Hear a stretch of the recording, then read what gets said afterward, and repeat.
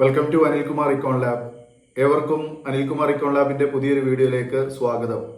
ഇന്ന് നമ്മൾ ഉൾപ്പെടുത്തിയിരിക്കുന്നത് ഡിഗ്രി തലത്തിൽ പഠിക്കുന്ന വിദ്യാർത്ഥികൾക്ക് വേണ്ടി, പ്രത്യേകിച്ച് SN യൂണിവേഴ്സിറ്റി, കേരള യൂണിവേഴ്സിറ്റി പോലുള്ള യൂണിവേഴ്സിറ്റികളിൽ BA ഡിഗ്രി എടുത്ത് പഠിക്കുന്നവർക്ക് വേണ്ടി അവരുടെ ജനറൽ ഇക്കണോമിക്സ് എന്ന പുസ്തകത്തിൽ നിന്ന് പഠിക്കേണ്ട ഇമ്പോർട്ടന്റ് ആയിട്ടുള്ള, പരീക്ഷയ്ക്ക് നിർബന്ധമായിട്ടും വരുന്ന ചോദ്യങ്ങളും അതിന്റെ ഉത്തരങ്ങളുമാണ് ഡിസ്കസ് ചെയ്യുന്നത്. കഴിഞ്ഞ 2 വീഡിയോ ഇതിനു മുമ്പ് ചെയ്തു വെച്ചിട്ടുണ്ടായിരുന്നു. അത് നിങ്ങൾക്ക് ഉപകാരപ്പെട്ടു എന്നറിഞ്ഞതിൽ വളരെയധികം സന്തോഷം. ഇന്ന് നമ്മുടെ അതിന്റെ തുടർച്ചയാണ് പറയാൻ പോകുന്നത്. സെക്കൻഡ് സെമസ്റ്ററിൽ നമുക്ക് പഠിക്കാനുള്ള ജനറൽ എക്കണോമിക്സിലെ ഒന്നാമത്തെ ആ യൂണിറ്റിൽ നിന്ന് നമുക്ക് പഠിക്കേണ്ട ഒരു പ്രധാനപ്പെട്ട ഒരു ചോദ്യം പോസ്റ്റുലേറ്റ്സ് ഓഫ് സ്കേഴ്സിറ്റി ഡെഫിനിഷൻ എന്നുള്ളതാണ്. അടിസ്ഥാന ഘടകങ്ങൾ. നമുക്കറിയാം, എക്കണോമിക്സുമായി ബന്ധപ്പെട്ട് 4 ഡെഫിനിഷൻസ് നിലവിലുണ്ട്. അത് നമ്മൾ കണ്ടു കഴിഞ്ഞു. Wealth definition, welfare definition, scarcity definition and growth definition. ഈ 4 ഡെഫിനിഷനിലുമായി ബന്ധപ്പെടുത്തിയിട്ട് ഇതിന്റെ പോസ്റ്റുലേറ്റ്സ് ചോദിക്കുന്നത് സ്കേഴ്സിറ്റി ഡെഫിനിഷനിലാണ്. പോസ്റ്റുലേറ്റ്സ് എന്ന് പറഞ്ഞാൽ അടിസ്ഥാന ഘടകങ്ങൾ അല്ലെങ്കിൽ അടിസ്ഥാന തത്വങ്ങളാണ്. അപ്പോ ഈ സ്കേഴ്സിറ്റി ഡെഫിനിഷന്റെ പ്രധാനപ്പെട്ട അടിസ്ഥാന തത്വങ്ങൾ എന്തൊക്കെയാണ്? സ്കേഴ്സിറ്റി ഡെഫിനിഷൻ എന്ന് പറയുന്നത് നമ്മൾ കണ്ടു കഴിഞ്ഞു. റോബിൻസൺ ആണ്, ലയണൽ റോബിൻസൺ ആണ് സ്കേഴ്സിറ്റി ഡെഫിനിഷൻ ഇൻട്രൊഡ്യൂസ് ചെയ്തിട്ടുള്ളത്. അദ്ദേഹത്തിന്റെ അഭിപ്രായത്തില് the nature and significance of economic science എന്ന് പറയുന്ന 1932 അദ്ദേഹം രചിച്ചിട്ടുള്ള പുസ്തകത്തിൽ അദ്ദേഹം പറയുന്നത് എന്താണ്? Economics is the science which studies human behavior as a relationship between ends and scarcity means which have alternative uses എന്നുള്ളതാണ്. അതായത് സ്കേഴ്സി ഉണ്ടാകുമ്പോൾ, അതായത് ദൗർലഭ്യം ഉണ്ടാകുമ്പോൾ മനുഷ്യൻ എങ്ങനെ ബിഹേവ് ചെയ്യുന്നു എന്നതിനെ കുറിച്ച് പഠിക്കുന്നതാണ് ഇക്കണോമിക്സ്. അതൊരു സോഷ്യൽ സയൻസിന്റെ ഭാഗമാണ് എന്ന് അദ്ദേഹം പറയുണ്ടായി. അപ്പോൾ ആ തിയറിയെ ബേസ് ചെയ്തിട്ട് അതിന് അദ്ദേഹം 3 ഇമ്പോർട്ടന്റ് ആയിട്ടുള്ള പോസ്റ്റുലേറ്റ്സ് പറഞ്ഞിട്ടുണ്ട്. 3 important postulates of the scarcity definition. There are 3 important postulates. There are 3 important postulates of the scarcity definition. അതായത് ദൗർലഭ്യ നിർവചനത്തിന് പ്രധാനമായിട്ടും 3 അടിസ്ഥാന തത്വങ്ങളാണ് ഉള്ളത്. അടിസ്ഥാന തത്വങ്ങൾ എന്ന് പറഞ്ഞാൽ അതിന്റെ ആ ഡെഫിനിഷന്റെ ബേസ് അതാണ്. അപ്പൊ ഏതൊക്കെയാണെന്ന് നമുക്ക് നോക്കാം. അടിസ്ഥാന തത്വങ്ങൾ. ഒന്നാമത്തേത് ഹ്യൂമൻ വാണ്ട്സ് ആർ അൺലിമിറ്റഡ് ആണ്. Human wants are unlimited. The important postulates of scarcity definitions are given below എന്ന് പറഞ്ഞുകൊണ്ട് നിങ്ങൾക്ക് ഈ ആൻസർ കൊടുക്കാം. എന്താണ് ആൻസർ? ഒന്നാമത്തേത് human wants are unlimited. First point ആണ് human wants are unlimited. Second point ആണ് resources are limited. Resources are limited. Third point ആണ് resources have alternative uses. Resources have alternative uses. 3 കാര്യങ്ങൾ മനസ്സിലായി എന്ന് വിചാരിക്കുന്നു. അപ്പൊ നമ്മൾ ഇതിനെ ജസ്റ്റ് ഒന്ന് എലാബറേറ്റ് ചെയ്യുക. എന്താണ് ഇതുകൊണ്ട് അർത്ഥമാക്കുന്നത്? അപ്പൊ നമ്മൾ എങ്ങനെ പറയുന്നത്? ലയണൽ റോബിൻസന്റെ സ്കേഴ്സിറ്റി ഡെഫിനിഷന് പ്രധാനമായും 3 അടിസ്ഥാന തത്വങ്ങൾ ഉണ്ട്, അല്ലെങ്കിൽ 3 അടിസ്ഥാന തത്വങ്ങളെ അടിസ്ഥാനപ്പെടുത്തിക്കൊണ്ടാണ് ലയണൽ റോബിൻസൺ അദ്ദേഹത്തിന്റെ ദൗർലഭ്യ നിർവചനം തയ്യാറാക്കിയിട്ടുള്ളത്. ആ അടിസ്ഥാന തത്വങ്ങൾ താഴെ പറയുന്നവയാണ്. അതിൽ ഒന്നാമത്തേത് ഹ്യൂമൻ വാണ്ട്സ് ആർ അൺലിമിറ്റഡ്. മനുഷ്യന്റെ ആവശ്യങ്ങൾ അനന്തമാണ്. മനുഷ്യന്റെ ആവശ്യങ്ങൾ അനന്തമാണ്. രണ്ടാമത്തേത് റിസോഴ്സസ് ആർ ലിമിറ്റഡ്. റിസോഴ്സസ്, വിഭവങ്ങൾക്ക് പരിമിതിയുണ്ട്, അല്ലെങ്കിൽ പരിമിതമായിട്ടുള്ള വിഭവങ്ങൾ. രണ്ടാമത്തെ പോയിന്റ് ആണ് റിസോഴ്സസ് ആർ ലിമിറ്റഡ്, പരിമിതമായ വിഭവങ്ങൾ. മൂന്നാമത്തെ പോയിന്റ് ആണ് റിസോഴ്സസ് ഹാവ് ആൾട്ടർനേറ്റീവ് യൂസസ്. റിസോഴ്സസിന് ബദൽ ഉപയോഗങ്ങളുണ്ട്, വിഭവങ്ങൾക്ക് ബദൽ ഉപയോഗങ്ങളുണ്ട്. ഈ 3 പോയിന്റുകളെ നമ്മളൊന്ന് എലാബറേറ്റ് ചെയ്യാം. ഒന്നാമത്തേത് ഹ്യൂമൻ വാണ്ട്സ് ആർ അൺലിമിറ്റഡ്, അഥവാ മനുഷ്യന്റെ ആവശ്യങ്ങൾ അനന്തമാണ്. When one's want is met, when one want is met, a new one emerges. അല്ലെ? വളരെ കൃത്യമായിട്ടുള്ള കാര്യമാണ്. When one want is met, അതായത് എന്റെ ഒരു ആവശ്യം ഞാൻ കണ്ടെത്തി കഴിഞ്ഞാൽ, എനിക്ക് ഒട്ടനവധി ആവശ്യങ്ങളാണ്. എന്റെ ആവശ്യങ്ങൾ എന്ന് പറയുന്നത് ലിമിറ്റ്ലെസ് ആണ്. നമ്മളുടെ വാണ്ട്സ് എന്ന് പറയുന്നത് അൺലിമിറ്റഡ് ആണ്, ലിമിറ്റ്ലെസ് ആണ്. നമുക്കത് എണ്ണി കണക്കാക്കാൻ കഴിയാത്തതാണ് ഓരോരുത്തരുടെയും ആവശ്യങ്ങൾ. ആ ആവശ്യങ്ങളിൽ ഒന്ന് ഞാൻ കണ്ടെത്തി കഴിഞ്ഞാൽ, when one want is met, ഞാൻ എന്റെ ഒരു ആവശ്യം കണ്ടു കഴിഞ്ഞാൽ a new one emerges, ഒരു പുതിയത് വീണ്ടും ഉണ്ടാകുന്നു. അല്ലെ? എന്റെ ഒരു ആവശ്യം ഞാൻ പൂർത്തീകരിച്ചു കഴിഞ്ഞാൽ എന്റെ പുതിയൊരു ആവശ്യം എനിക്ക് ഉണ്ടാകുന്നു. There would not have been an economic crisis if man's wants were constrained. അപ്പൊ മനുഷ്യന്റെ ആവശ്യങ്ങൾ, അതായത് മനുഷ്യന്റെ ആവശ്യങ്ങൾ ഒരു കൺസ്ട്രെയിന്റ് ആണെങ്കിൽ, എങ്ങനെ, അതിനൊരു പരിമിതി ഉണ്ടെങ്കിൽ മനുഷ്യന്റെ ആവശ്യങ്ങൾക്ക് ഒരു പരിധി ഉണ്ടെങ്കിൽ അവിടെ ഒരിക്കലും എന്തുണ്ടാവുന്നില്ല, there would not have been an economic crisis. നമ്മുടെ രാജ്യത്ത് അല്ലെങ്കിൽ നമ്മുടെ സമൂഹത്തില് ഒരിക്കലും എന്തുണ്ടാവാൻ പോകുന്നില്ല, ഒരു എക്കണോമിക് ക്രൈസിസ് ഉണ്ടാവാൻ പോകുന്നില്ല, സാമ്പത്തിക പ്രയാസം, സാമ്പത്തിക ബുദ്ധിമുട്ടുകൾ ഒരിക്കലും ഉണ്ടാകില്ല എന്നാണ് പറയുന്നത്. അപ്പോ ഹ്യൂമൻ വാണ്ട്സ് ആർ അൺലിമിറ്റഡ്, അതിന്റെ ധാരാളമാണ്. ഹ്യൂമൻ വാണ്ട്സ് ആർ അൺലിമിറ്റഡ്, മനുഷ്യന്റെ ആവശ്യങ്ങൾ അനന്തമാണ്. ആ ആവശ്യങ്ങൾ അനന്തമാകുന്നത് എങ്ങനെയാണ്? മനുഷ്യന്റെ ആവശ്യങ്ങൾ അനന്തമാകുന്ന എപ്പോഴാണ്? നമുക്ക് വീണ്ടും വീണ്ടും ആവശ്യങ്ങൾ ഉണ്ടാകുമ്പോഴാണ്. അതായത് there would not have been an economic crisis, ഒരിക്കലും എക്കണോമിക് ക്രൈസിസ് ഉണ്ടാവാൻ സാധ്യതയില്ല, ഉണ്ടാവില്ല if man's wants were constrained എന്ന് പറഞ്ഞാൽ, മനുഷ്യന്റെ ആവശ്യങ്ങൾക്ക് ഒരു കൺസ്ട്രെയിൻ വെച്ചിട്ടുണ്ടായിരുന്നെങ്കിൽ, ഒരു പരിധി ഉണ്ടായിരുന്നെങ്കിൽ ഒരിക്കലും നമ്മുടെ രാജ്യത്തിനകത്തെ വിഭവങ്ങൾക്ക് അല്ലെങ്കിൽ എക്കണോമിക് ക്രൈസിസ് ഒരിക്കലും ഉണ്ടാകില്ല എന്ന് പറയുന്നു. ഓക്കെ, അപ്പോ ഇത്രയും കാര്യങ്ങൾ പഠിക്കുക. when one want is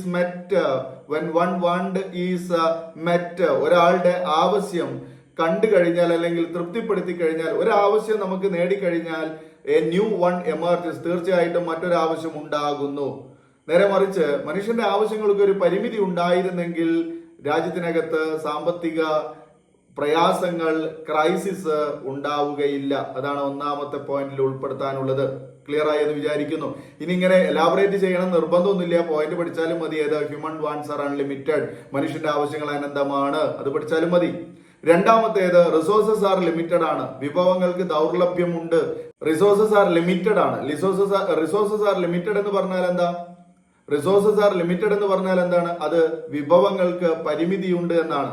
resources are few compared to what people demand, അല്ലെ? ജനങ്ങൾ എന്താണോ ഡിമാൻഡ് ചെയ്യുന്നത്, ജനങ്ങൾ എന്താണോ ആവശ്യപ്പെടുന്നത്, അതിനേക്കാൾ അല്ലെങ്കിൽ അതിനോട് കമ്പയർ ചെയ്യുമ്പോൾ റിസോഴ്സസ് എന്താണ്? വളരെ കുറവായിരിക്കും, അല്ലെ? രാജ്യത്തിനകത്തുള്ള വിഭവങ്ങൾ, അതായത് കോടാനുകോടി ജനങ്ങൾ നമ്മുടെ ലോകത്തുണ്ട്. ഈ ലോകത്തുള്ള ജനങ്ങൾക്ക് എല്ലാവർക്കും ഒരുപാട് ഒട്ടനവധി ആവശ്യങ്ങളുണ്ട്, വസ്തുക്കൾ ആവശ്യമുണ്ട്. അത് എല്ലാ വസ്തുക്കളും നമുക്ക് മുഴുവനാക്കാൻ അല്ലെങ്കിൽ അവർക്ക് പൂർത്തീകരിക്കാൻ എന്തുണ്ടാവില്ല? വിഭവങ്ങൾ ഉണ്ടാവണമെന്നില്ല. റിസോഴ്സസ് ആർ ലിമിറ്റഡ് ആണ്, റിസോഴ്സസ് ആർ പരിമിതമാണ്, വിഭവങ്ങൾ പരിമിതമാണ്. റിസോഴ്സസ് ആർ ഫ്യൂ, റിസോഴ്സസ് എന്താണ്? ഫ്യൂ ആണ്, കുറച്ചേ ഉള്ളൂ, പരിമിതമാണ്. Compared to what people want, ജനങ്ങൾ എന്താണ് ആവശ്യപ്പെടുന്നത് അല്ലെങ്കിൽ ജനങ്ങൾ എന്താണ് ഡിമാൻഡ് ചെയ്യുന്നത്, അതുമായിട്ട് കമ്പയർ ചെയ്യുമ്പോൾ നമ്മുടെ രാജ്യത്തെ വിഭവങ്ങൾക്ക് എന്തുണ്ട്? പരിമിതിയുണ്ട്. Again, there would not be any economic issues if resources were limitless, അല്ലെ? അപ്പൊ റിസോഴ്സസ് ലിമിറ്റ്ലെസ് ആയിരുന്നെങ്കിൽ, വിഭവങ്ങൾക്ക് അപരിമിതമാണെങ്കിൽ, അതായത് ഒരുപാട് റിസോഴ്സസ് നമ്മുടെ രാജ്യത്തിനകത്ത് ഉണ്ടായിരുന്നെങ്കിൽ there would be any economic issues, രാജ്യത്തിനകത്ത് ഒരു എക്കണോമിക് ക്രൈസിസും ഒരു ഇഷ്യൂസും ഉണ്ടാവുകയില്ല. In reality, since resources are scarce, all the desire of a person cannot be satisfied or satiated, അല്ലെ? അപ്പൊ റിസോഴ്സസ് എന്താണ്? റിസോഴ്സസിന്, വിഭവങ്ങൾക്ക് പരിമിതി ഉള്ളത് കൊണ്ടാണ് നമ്മുടെ രാജ്യത്തിനകത്തെ ജനങ്ങൾക്ക് എന്തുണ്ടാകുന്നത്? അവരുടെ ആവശ്യങ്ങൾ പരിമിതപ്പെടുത്തേണ്ടി വരുന്നത്, അല്ലെങ്കിൽ അവരുടെ ആവശ്യങ്ങൾ നമുക്ക് സാറ്റിസ്ഫൈ ചെയ്യാൻ കഴിയാതെ വരുന്നത്. ക്ലിയർ ആവുന്നുണ്ടോ പറഞ്ഞത്?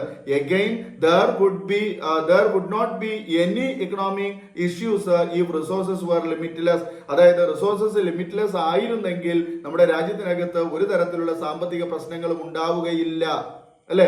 ഇൻ റിയാലിറ്റി, യഥാർത്ഥത്തില് സിൻസ് റിസോഴ്സസ് ആർ സ്കേഴ്സി, അല്ലെ? റിസോഴ്സസ് സ്കേഴ്സി ആകുമ്പോൾ അല്ലെങ്കിൽ ആയത് മുതലാണ് ഇതാണ് all the desire of a person cannot be satisfied, എല്ലാ ജനങ്ങളുടെയും ആവശ്യങ്ങൾ അവിടെ പൂർത്തീകരിക്കാൻ കഴിയാതെ വരുന്നത് എങ്ങനെയാകുമ്പോഴാണ്?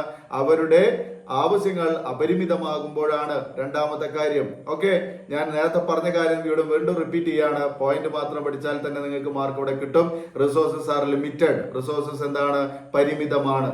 ഓക്കെ, അതായത് ജനങ്ങളുടെ റിസോഴ്സസ്, വിഭവങ്ങൾ പരിമിതവും ജനങ്ങളുടെ ആവശ്യങ്ങൾ അപരിമിതവുമാകുമ്പോഴാണ് രാജ്യത്തിനകത്ത് എന്തുണ്ടാകുന്നത്? സാമ്പത്തിക പ്രയാസങ്ങൾ ഉണ്ടാകുന്നത്. നേരെ തിരിച്ചാണെങ്കിൽ റിസോഴ്സസ് ലിമിറ്റ്ലെസ് ആണ്, ജനങ്ങളുടെ ആവശ്യങ്ങൾ വളരെ പരിമിതമായിരുന്നു എങ്കിൽ നമ്മുടെ രാജ്യത്തിൽ ഒരു തരത്തിലുള്ള സാമ്പത്തിക പ്രയാസങ്ങളും ഉണ്ടാവുകയില്ല. രണ്ട് കാര്യം. മൂന്നാമത്തേത്, റിസോഴ്സസ് ഹാവ് ആൾട്ടർനേറ്റീവ് യൂസസ്, വിഭവങ്ങൾക്ക് എന്തുണ്ട്? മറ്റു പല ഉപയോഗങ്ങളുണ്ട്. ആൾട്ടർനേറ്റീവ് യൂസസ് ആണ്. അതായത് ഒരു വിഭവം എന്ന് പറയുന്നത് ഒരു ആവശ്യത്തിന് വേണ്ടി മാത്രമുള്ളതല്ലല്ലോ. ഒട്ടനവധി ആവശ്യങ്ങൾക്ക് ഉപയോഗിക്കാൻ കഴിയുന്നതാണ് ഒരു വിഭവം, അല്ലെ? The issue of allocation arise because the resources can be employed for a variety of objectives.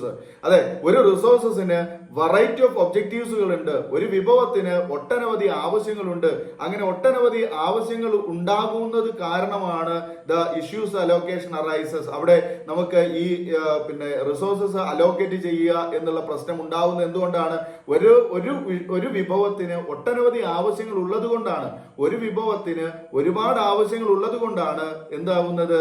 നമുക്ക് ഈ വിഭവങ്ങൾ വീണ്ടും വീണ്ടും ഉണ്ടാക്കേണ്ട ഒരു പ്രശ്നം ഉണ്ടാവുന്നത്. റിസോഴ്സസ് ഹാവ് ആൾട്ടർനേറ്റീവ് യൂസസ് ആണ്. അതായത് പരിമിതമായിട്ടുള്ള വിഭവങ്ങൾക്ക് എന്തുണ്ട്? മറ്റു പല ഉപയോഗങ്ങളും ഉണ്ട്. അപ്പൊ മറ്റു പല ഉപയോഗങ്ങൾ ഒരേ ആവശ്യം നിറവേറ്റാൻ ആണെങ്കിൽ നമുക്ക് റിസോഴ്സസ് നമുക്ക് എന്താണ്? മതിയാകുന്നതായിരിക്കും. നേരെ മറിച്ച് ഒരു സാധനം നമുക്ക് പല ആവശ്യങ്ങൾക്ക് വേണ്ടി ഉപയോഗിക്കുമ്പോൾ പല ആവശ്യങ്ങൾക്ക് വേണ്ടതായത് കൊണ്ട് തന്നെ വിഭവങ്ങൾ തികയാതെ വരും.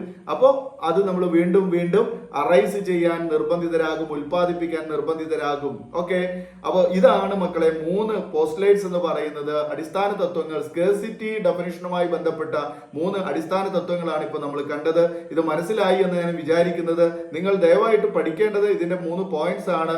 There are 3 important postulates of scarcity definition. They are എന്ന് പറഞ്ഞുകൊണ്ട് നമ്മൾ താഴെ വിവരിക്കുക. 1, human wants are unlimited. 2, resources are limited. 3, limited resources have alternative uses. Okay, അതായത് ലേണൽ റോബിൻസൺ കൊണ്ടുവന്ന ദൗർലഭ്യ നിർവചനത്തിന് പ്രധാനമായും 3 പോസ്റ്റ്ലേറ്റ്സുകൾ ഉണ്ട്, അല്ലെങ്കിൽ 3 അടിസ്ഥാന തത്വങ്ങൾ അടിസ്ഥാനപ്പെടുത്തിക്കൊണ്ടാണ് ലേണൽ റോബിൻസൺ അദ്ദേഹത്തിന്റെ സ്കേഴ്സിറ്റി ഡെഫിനിഷൻ തയ്യാറാക്കിയിട്ടുള്ളത്. ആ 3 അടിസ്ഥാന തത്വങ്ങൾ താഴെ പറയുന്നവയാണ്. 1, മനുഷ്യന്റെ ആവശ്യങ്ങൾ അനന്തമാണ്. 2, വിഭവങ്ങൾക്ക് ദൗർലഭ്യമുണ്ട്. 3, ദൗർലഭ്യ വിഭവങ്ങൾക്ക് മറ്റു പല ഉപയോഗങ്ങളുമുണ്ട് എന്നുള്ളത്. ഓക്കെ, അപ്പൊ ഇത്രയും കാര്യങ്ങൾ എഴുതിയാൽ നിങ്ങൾക്ക് കൃത്യമായിട്ട് അതിൽ മാർക്ക് നേടിയെടുക്കാൻ സാധിക്കും. അപ്പൊ ഈ ഒരു ടോപ്പിക് നിങ്ങൾക്ക് മനസ്സിലായി എന്ന് ഞാൻ കരുതട്ടെ. ഇഷ്ടപ്പെടുകയാണെങ്കിൽ, മനസ്സിലായിട്ടുണ്ടെങ്കിൽ തീർച്ചയായും നിങ്ങൾ ഷെയർ ചെയ്യാനും ലൈക്ക് ചെയ്യാനും മറക്കരുത്. ഇഷ്ടപ്പെട്ടിട്ടില്ലെങ്കിൽ നിങ്ങൾക്ക് ഡിസ്ലൈക്ക് ചെയ്യാം. ദയവായി അതിന്റെ കാരണം കൂടി അറിയിക്കുക. അങ്ങനെയാണെങ്കിൽ എനിക്ക് പുതിയ വീഡിയോയിൽ അതിൽ മാറ്റങ്ങൾ വരുത്താൻ സാധിക്കും. അതുപോലെ ഈ വീഡിയോ നിങ്ങൾ ആദ്യമായിട്ടാണ് കാണുന്നതെങ്കിൽ നമ്മുടെ ചാനൽ ഒന്ന് സബ്സ്ക്രൈബ് ചെയ്യുക. തൊട്ടടുത്തുള്ള ബെൽ ബട്ടൺ ഓൾ ഒന്ന് എനേബിൾ ചെയ്യുക. പുതിയ വീഡിയോയ്ക്ക് വേണ്ടി കാത്തിരിക്കുക. നമുക്ക് വീണ്ടും പുതിയ ടോപ്പിക്കുമായി പുതിയ വീഡിയോയിൽ കാണാം. അതുവരെ എല്ലാവർക്കും നന്ദി. Thanks for watching.